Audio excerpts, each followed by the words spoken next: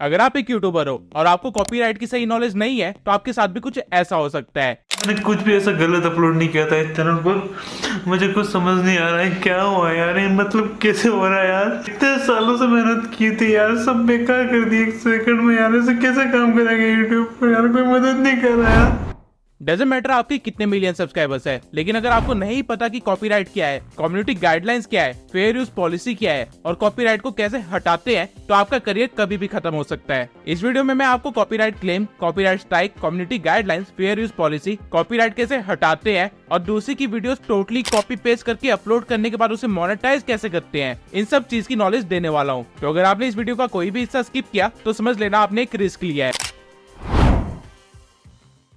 तो सबसे पहले कॉपीराइट स्ट्राइक और कॉपीराइट क्लेम के बीच में डिफरेंस क्या होता है वो समझ लेते हैं और इससे चैनल को कितना नुकसान हो सकता है ये भी जान लेते हैं। इस चीज को इजीली समझाने के लिए मैं आपको एक कहानी के थ्रू समझाता हूँ। मान लेते हैं आप एक चोर है और आपके पड़ोसी ने एक नई थाल ली है। अब क्योंकि आप एक चोर है तो आप रात का फायदा उठा के उसकी थाल चुरा के अपने घर ले आते हैं, लेकिन आप भूल गए हैं कि YouTube नाम की एक पुलिस 24 घंटे पहरा दे रही होती है। तो पुलिस जो केस आपके नाम पे फाइल करेगी उसे हम कॉपीराइट स्ट्राइक बोलते हैं, क्योंकि आपने किसी और का सामान पूरा का पूरा उठा के अपने पास रख लिया है। लेकिन अगर आप एक शातिर चोर हो तो आप क्या करोगे, आप थार चुराओगे तो सही, लेकिन उस थार का कलर चेंज कर देते हैं और आपको लगता है कि अब आपका कोई कुछ नहीं बिगाड़ सकता क्योंकि आपने मेहनत की है कलर चेंज करने में और वो अब आपकी प्रॉपर्टी है। तो आप गलत हैं। अब YouTube नाम की पुलिस आपके खिलाफ एक कॉपीराइट स्ट्राइक तो नहीं देगी, लेकिन वो एक कॉपीराइट क्लेम जरूर देगी। अब जब आपके साथ ये होता है तो आप अपना सर खुजाने लगते हो कि YouTube नाम की पुलिस को पता कैसे चला कि ये सेम थार है, क्योंकि आपने तो कलर चेंज कर दिया था। लेकिन आप एक चीज भूल गए हैं, हर कार पे एक नंबर प्लेट भी होती है। अब मैं इन सभी चीजों को YouTube टर्म्स में समझा देता हूँ। जब आप किसी का कंटेंट जैसा का तैसा पूरा का पूरा सेम उठा के अपने चैनल पर डाल देते हैं तब आपको कॉपीराइट स्ट्राइक आती है। लेकिन अगर आप किसी के ओरिजिनल कंटेंट, जो कि हम मान लेते हैं कि 10 मिनट का है, उसमें से 5 मिनट की एक क्लिप उठा के अपने वीडियो में आगे पीछे बीच में या कहीं पे भी ऐड करते हैं और 5 मिनट की खुद की मेहनत भी लगाते हैं, तो उस वीडियो पे जो आपको आएगा वो होगा कॉपीराइट क्लेम। और YouTube को पता कैसे चलता है कि आपने किसी और का कंटेंट उठाया है, वो पता चलता है नंबर प्लेट से। अगर मैं YouTube की टर्म में बोलूं तो कंटेंट आईडी से। YouTube पे जो भी वीडियोस अपलोडेड है उन सब की एक अलग आईडी है, जिससे ये पता लगाया जा सकता है कि आपका कंटेंट कौन यूज कर रहा है, कितना यूज कर रहा है और कैसे यूज कर रहा है। अब आई होप आपको कॉपीराइट स्ट्राइक और कॉपीराइट क्लेम के बीच का डिफरेंस पता चल गया होगा, लेकिन इनसे चैनल पे क्या क्या नुकसान होते हैं ये जान लेते हैं। तो सबसे पहले स्टार्ट करते हैं कॉपीराइट स्ट्राइक से। YouTube पे अगर आप एक टाइम पे यानी कि 90 दिन के अंदर अपने चैनल पे 3 स्ट्राइक्स ले आते हैं तो आपका चैनल अगले 7 दिन के अंदर डिलीट हो जाएगा। लेकिन ये 3 स्ट्राइक्स ऐसे नहीं आते हैं, YouTube थोड़ा बहुत दयावान भी है। अगर आप पहली बार किसी की पूरी वीडियो उठा के अपने चैनल पे डाल देते हैं तो YouTube जो सबसे पहली चीज आपको भेजेगा वो कॉपीराइट स्ट्राइक नहीं होगा, बल्कि एक वार्निंग होगी जो कि आपके चैनल पे हमेशा रहेगी। वार्निंग से आपको डरने की जरूरत नहीं है, क्योंकि YouTube आपको एक बिगिनर समझ के आपकी इस गलती को इग्नोर कर देता है। लेकिन इसके बाद अगर आप सेम गलती दोबारा करते हो तो आपको मिलेगा पहला कॉपीराइट स्ट्राइक, जिसके बाद आप 7 दिन तक ना तो कोई वीडियो अपलोड कर सकते हो, ना ही लाइव स्ट्रीम कर सकते हो और ना ही कम्युनिटी पोस्ट कर सकते हो। उसके बाद अगर आप 90 दिन के अंदर दोबारा से वही गलती करोगे तो आपको दूसरा स्ट्राइक मिलेगा, जिसके बाद आप कुछ भी अपलोड नहीं कर सकते अगले 14 दिन। और 90 दिन के अंदर अगर आपने तीसरी बार सेम गलती करी तो आपका चैनल टर्मिनेट हो जाएगा। आपको बस 7 दिन का टाइम दिया जाएगा, जिसके बाद आपका चैनल डिलीट कर दिया जाएगा। ये 7 दिन का टाइम आपको अपनी इनोसेंस प्रूव करने के लिए दिया जाता है। अगर आपने कोई गलती नहीं की है और उसके बाद भी आपको स्ट्राइक्स आ गए हैं और आपका चैनल टर्मिनेट हो गया है तो इन 7 दिन के अंदर आप अपने चैनल के लिए अपील कर सकते हैं, और जब तक आपकी अपील को रिव्यू नहीं किया जाएगा तब तक आपका चैनल पूरी तरह से टर्मिनेट नहीं होगा, भले ही फिर इस चीज को चाहे 2 महीने क्यों ना हो जाए। लेकिन अगर आपकी अपील एक बार डिक्लाइन हो जाती है उसके बाद आपका चैनल गायब हो चुका होगा, फिर आप कुछ भी करके उसको वापस नहीं ला सकते। हर एक स्ट्राइक आपके चैनल पे एटलीस्ट 90 दिन के लिए रहती है, जिसके बाद वो खुद ही गायब हो जाती है आपकी वीडियो के साथ। तो अगर आप सावधानी नहीं रखेंगे और आपके चैनल पे 90 दिन में 3 स्ट्राइक्स आ गई तो आपका चैनल खत्म। लेकिन क्या कॉपीराइट क्लेम भी इतना खतरनाक है? जवाब है नहीं। कॉपीराइट स्ट्राइक आपके वीडियो के थ्रू आपके चैनल पे आता है, यानी कि आपके चैनल को हार्म होता है, लेकिन कॉपीराइट क्लेम आपकी वीडियो तक ही सीमित रहता है। आपके चैनल को इससे कोई नुकसान नहीं है। अगर आपकी किसी वीडियो पे कॉपीराइट क्लेम आया है तो आपके चैनल को तो कुछ नहीं होगा, लेकिन उस वीडियो से जितना एड रेवेन्यू जनरेट होगा, यानी कि जो भी आपका प्रॉफिट होगा वो एक्चुअल में रियल क्रिएटर को जाएगा, आपको नहीं। और ऐसा तब तक होगा जब तक वो वीडियो आपकी यूट्यूब पे बनी रहेगी या फिर जब तक वो क्रिएटर कॉपीराइट क्लेम वापस नहीं ले लेता। इसके सिवाय ओरिजिनल क्रिएटर के पास 3 और स्टेप्स होते हैं जो वो आपके खिलाफ ले सकता है। पहला, वो क्रिएटर चाहे तो आपके कंटेंट को ब्लॉक कर सकता है किसी स्पेसिफिक रीजन में या फिर टोटली यूट्यूब से, यानी कि आपकी वीडियो यूट्यूब पे नहीं दिखेगी या फिर आपकी वीडियो सिर्फ कुछ कंट्रीज में ही दिखेगी और कुछ कंट्रीज में नहीं दिखेगी। दूसरी चीज जो वो क्रिएटर कर सकता है वो ये है कि वो आपकी वीडियो को इग्नोर कर दे और आपका काम जैसा चल रहा रहा है वैसा चलता रहेगा, लेकिन इसके होने के चांसेस बहुत ही कम है। और तीसरी चीज जो वो क्रिएटर आपके साथ कर सकता है वो ये है कि वो आपके साथ एक प्रोपोर्शन में अपनी रेवेन्यू को शेयर कर ले। यानी कि आप लोग एक डिस्कशन कर सकते हैं कि आपकी वीडियो से जो भी प्रॉफिट होगा उसका 60% वो रख ले, 40% आप रख ले, या फिर 30% आप रख ले और 70% वो रख ले, या फिर कुछ भी। ये बात आप दोनों के बीच की होगी। तो देखा जाए कॉपीराइट क्लेम कॉपीराइट स्ट्राइक जितना खतरनाक नहीं है, बल्कि कॉपीराइट क्लेम से आप फायदा भी उठा सकते हैं। कैसे, अभी समझाता हूँ। कॉपीराइट क्लेम वाले वीडियो से जो आपको सब्सक्राइबर्स मिलते हैं और जो आपको वॉच टाइम मिलता है वो काउंट होते हैं। यानी कि आप कॉपीराइट क्लेम का इस्तेमाल पैसे बनाने के लिए तो नहीं कर सकते, लेकिन फेमस होने के लिए जरूर कर सकते हैं। बस आपको एक चीज को ध्यान में रखना है कि आपकी जो टॉप 3 मोस्ट वॉच्ड वीडियो होंगी उन पे कोई भी कॉपीराइट क्लेम नहीं होना चाहिए, वरना आपका चैनल मोनेटाइजेशन रिव्यू के टाइम रिजेक्ट हो सकता है। ठीक इसी तरह ये डांस चैनल टी सीरीज का गाना इस्तेमाल करके वायरल हो जाते हैं और लेटर ऑन स्पॉन्सरशिप से पैसे कमाते हैं। अब एक और चीज समझ लीजिए, कॉपीराइट क्लेम या कॉपीराइट स्ट्राइक आपको यूट्यूब नहीं देता, बल्कि कोई दूसरा क्रिएटर देता है। यूट्यूब बस एक पुलिस की तरह काम करता है, जिसके पास अगर कोई कंप्लेंट लेके आया है तो वो उसे आपको फॉरवर्ड कर देगा। और इस चीज का ध्यान रखेगा कि दोनों साइड्स सच बोल रहे हैं या नहीं। यूट्यूब का इसमें पर्सनली कोई रोल नहीं होता है, उसको आपसे कोई दुश्मनी नहीं है। लेकिन एक रूल बुक ऐसी है जो कि यूट्यूब ने खुद बनाई है, और अगर आप उससे पंगा लोगे तो यूट्यूब आपको नहीं छोड़ेगा। इस रूल बुक को हम बोलते हैं,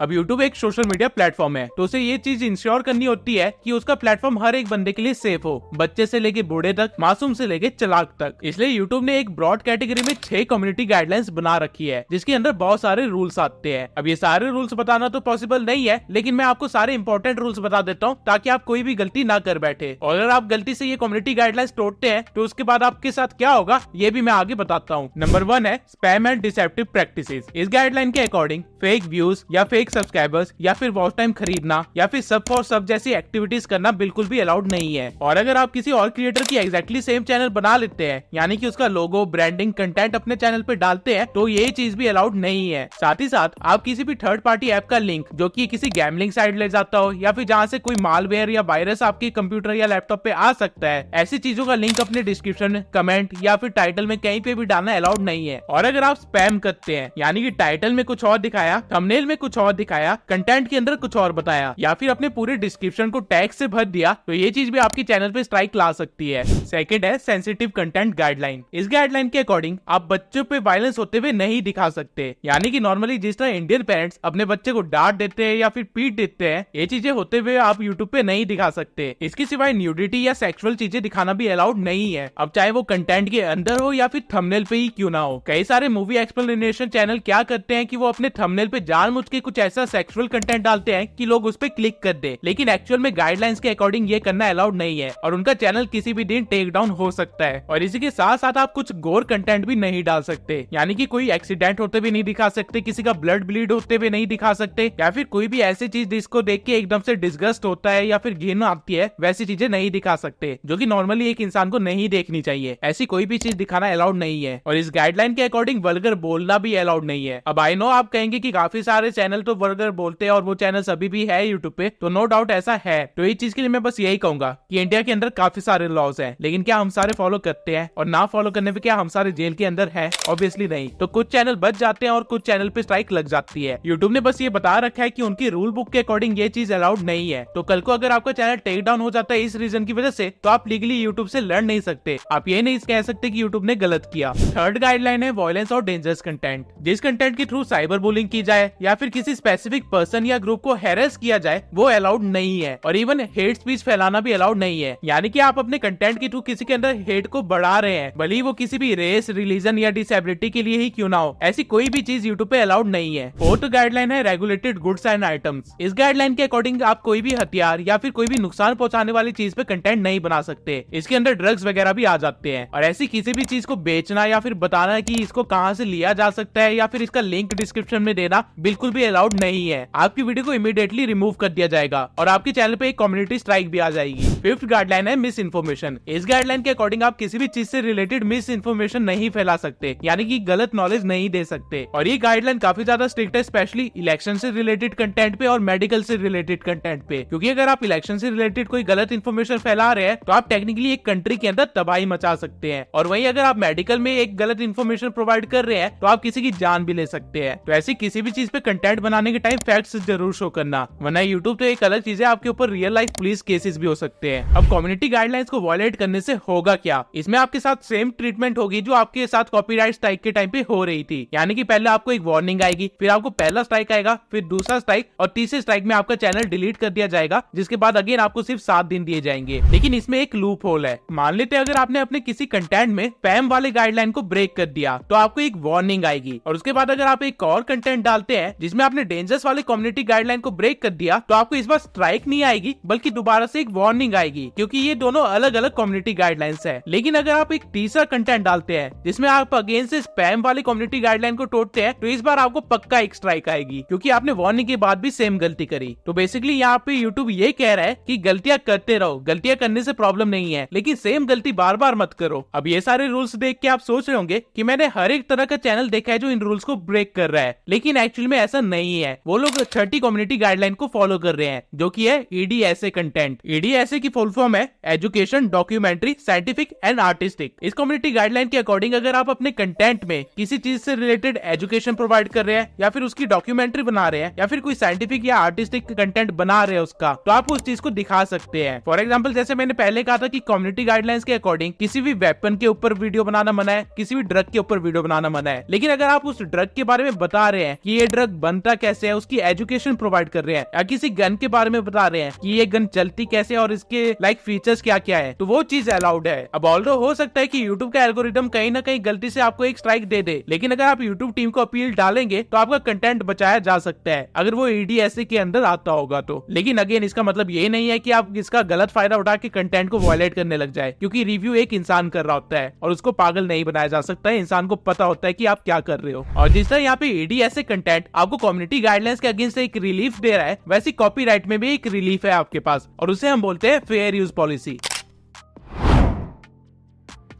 YouTube कहता है कि अगर आप किसी और के कंटेंट का छोटा सा हिस्सा क्रिटिसिज्म, कमेंट्री, न्यूज रिपोर्टिंग या टीचिंग या स्कॉलरशिप या फिर रिसर्च के लिए इस्तेमाल करते हैं तो उसकी परमिशन आपको है। आप बिना ओरिजिनल कंटेंट क्रिएटर की परमिशन लिए हुए भी इस चीज को इस्तेमाल कर सकते हैं। लेकिन ये पॉलिसी बहुत ही ज्यादा कॉम्प्लेक्स है और इसका रियल में एग्जीक्यूशन कैसे होता है ये सिर्फ YouTube को ही पता है। लेकिन कुछ चीजें हैं जो मैंने अपनी एक्सपीरियंस से सीखी है, तो मैं आपको वो बता देता हूँ। कभी भी किसी भी क्रिएटर की क्लिप को 8 से 10 सेकंड से ज्यादा इस्तेमाल मत करना। अगर आप किसी क्रिएटर की क्लिप का इस्तेमाल कर भी रहे हैं तो उसको टुकड़ों में इस्तेमाल करना। यानी कि मान लेते हैं अगर मुझे मनोज डे की वीडियो से 5 मिनट 10 सेकंड से लेके 5 मिनट 30 सेकंड तक की वीडियो की क्लिप चाहिए तो मैं उसको इस तरह इस्तेमाल करूंगा। मैं पहले 5 मिनट 10 सेकंड से लेके 5 मिनट 15 सेकंड तक की क्लिप दिखाऊंगा, फिर बीच में एक इमेज लगा दूंगा या फिर अपनी कमेंट्री देना स्टार्ट कर दूंगा। उसके बाद मैं दोबारा से एक क्लिप लगाऊंगा जो कि होगी 5:16 से लेके 5:20 तक या फिर 5:25 तक, और उसके बाद मैं दोबारा से कमेंट्री दे के वीडियो को कंटिन्यू कर दूंगा। और उसके बाद आगे जाके कहीं मैं दोबारा से उसकी क्लिप इस्तेमाल करूंगा, लेकिन बहुत ही कम टाइम पे। और जब मैं इन क्लिप्स का इस्तेमाल कर रहा हूँ तो मैं इस चीज का खास ध्यान दूंगा कि उसके ऊपर कुछ ना कुछ मेरी एडिटिंग जरूर हो, चाहे उसके ऊपर मैंने कोई ओवरले दे रखा हो, इफेक्ट दे रखा हो या फिर कोई टेक्स्ट क्यों ना दे रखा हो। अब ऑल्दो ये चीज कहीं YouTube ने लिख नहीं रखी है, लेकिन ये चीज मैं आपको पर्सनल एक्सपीरियंस से बता रहा हूँ कि ये ट्रिक काम कर जाती है अगर आप बहुत ही शॉर्ट क्लिप को इस्तेमाल करें। लेकिन ये ट्रिक मैं आपको प्रेफर करूंगा कि सिर्फ कंटेंट क्रिएटर्स के साथ ही इस्तेमाल करें। इस चीज को गलती से भी किसी कंपनी या ब्रांड के साथ इस्तेमाल करने की गलती मत करना, क्योंकि वो लोग इस चीज को नहीं देखते हैं, वो किसी भी टाइम कॉपीराइट क्लेम दे देंगे। तो अगर आप किसी कंपनी या प्रोडक्शन हाउस की कोई चीज दिखाना चाहते हैं तो मैं प्रेफर करूंगा कि उनकी इमेजेस ही दिखाए, क्लिप ना दिखाए, और इमेजेस के ऊपर आपकी वॉइस ओवर होनी चाहिए। और बाय चांस अगर आप कोई क्लिप दिखाते भी हैं तो उनकी क्लिप का साउंड ऑफ कर देना और उसके ऊपर अपनी वॉइस ओवर देना, और उनकी क्लिप ज्यादा से ज्यादा 3 सेकंड ही इस्तेमाल करना। ये रूल मैं स्पेशली मूवी एक्सप्लेनेशन चैनल्स के लिए बता रहा हूँ, क्योंकि उनके साथ ये बहुत ही ज्यादा होता है कि वो छोटी सी क्लिप भी इस्तेमाल करते हैं लेकिन उस पर भी कॉपीराइट स्ट्राइक या क्लेम आ ही जाता है। तो प्रेफर करना कि सिर्फ 3 सेकंड की क्लिप का इस्तेमाल करो, जिसके बाद आप इमेजेस का इस्तेमाल करो, फिर अगेन क्लिप का इस्तेमाल करो, फिर अगेन इमेजेस का इस्तेमाल करो। और जब आप क्लिप का इस्तेमाल कर रहे हो तो साउंड्स वगैरह ऑफ रखना, उस पर आपकी वॉइस ओवर होनी चाहिए। और प्रेफरेबल है कि अगर आप उस पर कोई एडिटिंग भी कर सको तो और भी अच्छा। इसके सिवाय एक और चीज, कभी भी टी सीरीज के गाने को इस्तेमाल मत करना, क्योंकि अगर आप उनके गाने के 2 से 5 सेकंड भी लोगे वो लोग तब भी कॉपीराइट स्ट्राइक मार देंगे। अब हो सकता है आपने किसी और बंदे की क्लिप फेयर यूज पॉलिसी के अकॉर्डिंग इस्तेमाल की हो, या फिर आपने बिना किसी कम्युनिटी गाइडलाइन को ब्रेक किए किसी reaction channel, education channel, news channel या रोस्टिंग चैनल के लिए चीजें इस्तेमाल की हो या फिर बताई हो, और इसके बावजूद अगर आपको कोई कॉपीराइट स्ट्राइक या क्लेम आ जाता है तो आपको डरने की जरूरत नहीं है और उस वीडियो या कंटेंट को डिलीट तो गलती से भी मत करना। इसके बजाय आपको ईमेल पे एक फॉर्म आएगा जहाँ पे आप अपील कर सकते हो कि आपका कंटेंट अपनी जगह पे सही है, आपने फेयर यूज पॉलिसी का इस्तेमाल किया है या फिर आपका कंटेंट EDSA कंटेंट के अंडर आता है। जिसके बाद यूट्यूब की टीम से कोई आपके कंटेंट को रिव्यू करेगा और अगर आप अपनी जगह पे सही हुए तो आपके कंटेंट के साथ कुछ नहीं होगा, उससे कॉपीराइट क्लेम या फिर स्ट्राइक हट जाएगी। लेकिन अगर आप अपने कंटेंट को डिलीट कर दोगे तो आपके पास ऑप्शन ही नहीं बचेगा अपील का, तो वो बेसिकली आप ही का नुकसान है। तो कभी भी कॉपीराइट क्लेम या स्ट्राइक से आपको डरना नहीं है, आपको बस ध्यान रखना है कि आपने जो चीजें इस्तेमाल की है उसको सही पॉलिसी के अकॉर्डिंग इस्तेमाल की है या नहीं। अब ऑल्दो मैंने आपको कॉपीराइट स्ट्राइक और क्लेम से रिलेटेड हर एक नॉलेज दे दी है, लेकिन आपको अभी भी इस चीज का आंसर नहीं मिला होगा कि मैंने इस चैनल पे कैसे 100 से भी ज्यादा कंटेंट अपलोड किया किसी और क्रिएटर का, वो भी पूरा का पूरा कॉपी पेस्ट, और उसके बावजूद मुझे स्ट्राइक नहीं मिला और ये चैनल मोनेटाइज भी कर दिया। तो ये मैंने कैसे किया, इसका जवाब है क्रिएटिव कॉमन्स। यूट्यूब पे वीडियो अपलोड करते टाइम हमें 2 लाइसेंस मिलते हैं, एक स्टैंडर्ड लाइसेंस और एक क्रिएटिव कॉमन लाइसेंस। अगर आप अपनी वीडियो को स्टैंडर्ड लाइसेंस के अंडर रखते हैं तो इसका मतलब ये होता है कि वो वीडियो आपकी है, आप उसके ओनर है और कोई भी उस वीडियो को इस्तेमाल नहीं कर सकता है। लेकिन अगर आप उस वीडियो को क्रिएटिव कॉमन्स के अंडर रखते हैं तो आप दूसरे बंदे को एक राइट देते हैं कि वो आपकी वीडियो को रिमिक्सिंग करके या उसे ट्रांसफॉर्म करके अपने चैनल पे डाल सकता है और उसे मोनेटाइज भी कर सकता है। लेकिन ध्यान देना, यहाँ पे आप सेम टू सेम कंटेंट नहीं डाल सकते, आपको रिमिक्सिंग या ट्रांसफॉर्मिंग करनी है। तो मैं करता क्या था कि मैं इस क्रिएटर की वीडियोस को उठाता था, उसे डाउनलोड कर लेता था और साथ में इसकी स्क्रिप्ट को भी डाउनलोड कर लेता था, जिसके बाद मैं इसकी स्क्रिप्ट से AI के थ्रू एक वॉइस ओवर करवा लेता था और उसको अपनी वीडियो में डाल देता था। और डाउनलोडेड वीडियो को भी मैं हल्का सा एडिट किया करता था, जहाँ पे मैं एक इंट्रो और आउट्रो लगा देता था और साथ में बीच बीच में इमेजेस और टाइटल डालता रहता था, जिसकी वजह से काइंड ऑफ मेरी वीडियो रीमिक्सिंग में आ गई। इसलिए मुझे कभी भी कोई कॉपीराइट स्ट्राइक नहीं आया और ये चैनल मोनेटाइज भी हो गया क्योंकि मैंने क्रिएटिव कॉमन्स की वीडियो उठाई थी। और ठीक ऐसे ही आप एक कॉपी पेस्ट करके चैनल रन कर सकते हैं, लेकिन यहाँ पे बहुत सारी प्रॉब्लम्स है। कैसे पता करें कि वीडियो एक्चुअल में क्रिएटिव कॉमन्स की है या नहीं, क्योंकि बहुत सारे लोगों को पता ही नहीं चलता कि रियल क्रिएटिव कॉमन्स की वीडियो कौन सी है और उनका कंफ्यूज होना बिल्कुल जायज है क्योंकि उनके पास सही नॉलेज नहीं है। इसके सिवाय हर नीश के अकॉर्डिंग एक क्रिएटिव कॉमन की वीडियो कैसे ढूंढनी है और उसमें किस तरह एडिटिंग करके उसे मोनेटाइज करना है, अगर आप चाहते हैं मैं इन सब पॉइंट्स को कवर करूं और इसके ऊपर एक अलग से वीडियो बनाऊं तो कमेंट में जाके जल्दी से वी वांट वीडियो लिख दीजिए। जैसे ही 2000 कमेंट्स पूरे होंगे मैं इस टॉपिक पे भी एक वीडियो बनाऊंगा जहां मैं आपको स्टेप टू स्टेप सिखाऊंगा कैसे क्रिएटिव कॉमन्स की वीडियो को ढूंढ के उसे मोनेटाइज करवा सकते हो। तब तक अगर आपको नहीं पता कि आप 2024 में यूट्यूब पे क्या गलतियां करने वाले हो या फिर क्या गलतियां करके आप अपना चैनल डुबा दोगे तो इस वीडियो को जरूर देखना ताकि आप अपनी मेहनत को बचा सको।